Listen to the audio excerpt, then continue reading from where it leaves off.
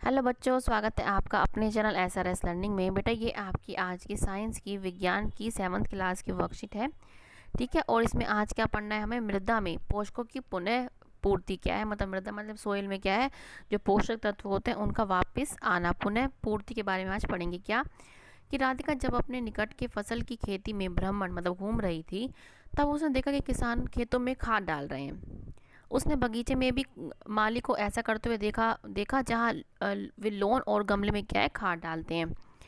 वह सोच में पड़ गई और वह ऐसा क्या है क्यों करते हैं। तो क्या है, अब हम पढ़ते हैं क्यों करते हैं। कि ये हमारा क्या है उर्वरक और ये हमारे खाद में क्या है अंतर बता रखा है। ये बता रखा है कि खाद या डेफिनेशन समझ लें आप क्या, कि उर्वरक जो होता है वो रासायनिक पदार्थ है जो पौधों को पोषक तत्व प्रदान करता है, ठीक है। जो क्या है, जैसे हम सबको क्या है मनुष्य को खाने की जरूरत होती है, ऐसे ही पौधों को भी क्या है न्यूट्रिएंट्स की पोषक तत्व की आवश्यकता होती है। और वो उन्हें कौन दे रहा है, उर्वरक, ठीक है। मुख्य तौर पर कौन कौन से देते हैं, वो पोटेशियम, फॉस्फोरस और नाइट्रोजन। ऐसे ही खाद जैविक पदार्थ होता है जो किससे बनता है, पौधों के अवशेषों और पशुओं के गोबर से प्राप्त होता है। जो पौधों के अवशेषों मतलब पत्तियां गिर गई, उनके थोड़े पेड़ जो टूटे फूटे होते हैं उनसे क्या, उनसे मिलकर, और जो पशुओं के गोबर होते हैं उनसे मिलकर क्या है जैविक खाद जो है बनती है। और वो भी क्या है पौधों को पोषक तत्व प्रदान करते हैं, ठीक है। हमने पढ़ लिया अब कि उर्वरक क्या होते हैं और खाद क्या होती है। अब क्या है, पादप अपनी वृद्धि और अच्छे स्वास्थ्य के लिए मृदा मतलब मिट्टी से खनिज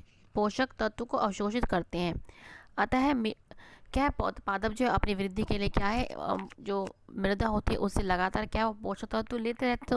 तो क्या होता है, तो जब लोग वो लेते जा रहे हैं तो मृदा में क्या उनकी मात्रा क्या कम होती जा रही होगी, ठीक है ना। इसीलिए क्या है उर्वरक और खाद में नाइट्रोजन, फॉस्फोरस और पोटेशियम जैसे खाद्य पदार्थ होते हैं जो मृदा को इन पोषक तत्वों से समृद्ध कर देते हैं। मतलब उनमें क्या है, उनको फिर से उनमें क्या है नाइट्रोजन, फॉस्फोरस और पोटेशियम की मात्रा को बढ़ा देते हैं।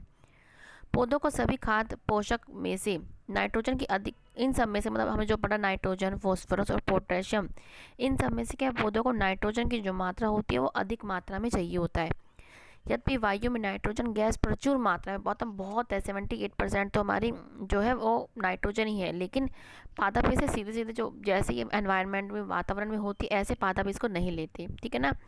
तो पादप नाइट्रोजन को विल्य रूप में ही अवशोषित करते हैं, जिस, ठीक है ना। तो ये क्या है विल्य रूप में इसको अवशोषित करती है, इसको नाइट्रेट के रूप में ये अवशोषित करती हैं। अब क्या है, राइजोबियम नामक जो एक जीवाणु होता है वो चना, मटर, गेहूं और अन्य फलीदार पौधों की जड़ों में पाया जाता है।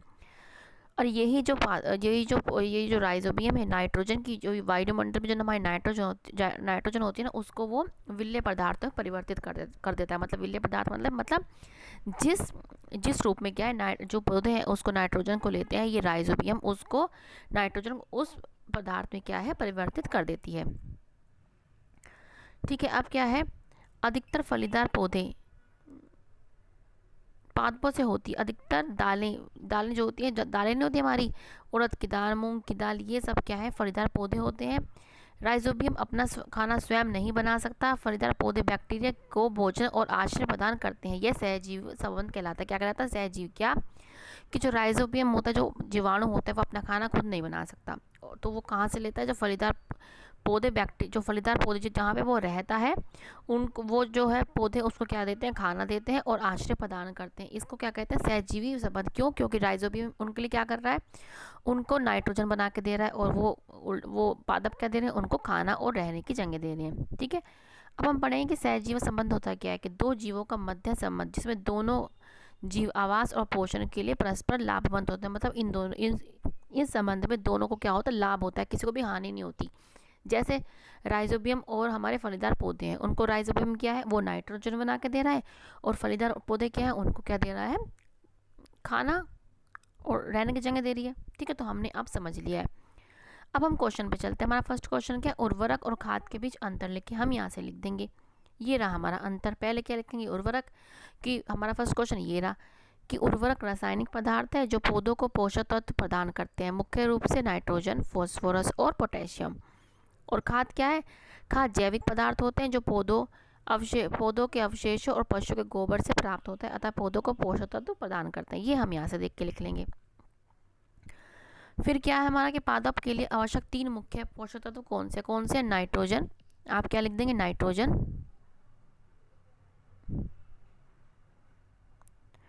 फोस्फोरस,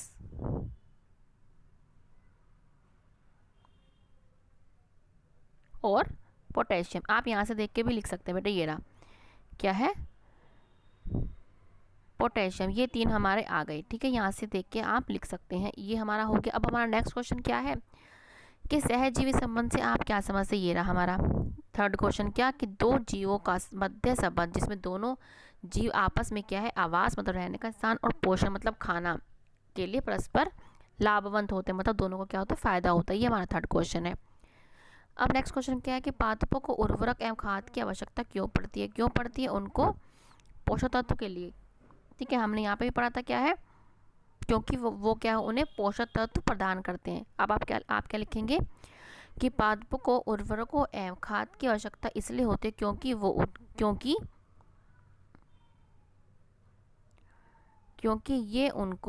ये पादपों को पोषक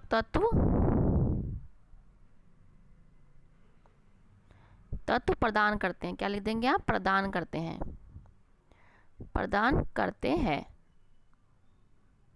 ठीक है, क्योंकि ये पादपों को पोषक तत्व प्रदान करते हैं। आप यहाँ से या सुन के लिख लें, यहाँ से भी लिख सकते हैं आपके ये क्या है, जो पौधों को क्या है, पोषक तत्व प्रदान करते हैं। यहाँ से भी आप लिख सकते हैं कि दोनों क्यों जरूरी है, क्योंकि ये पादपों पौधों को क्या है, पोषक तत्व प्रदान करते हैं।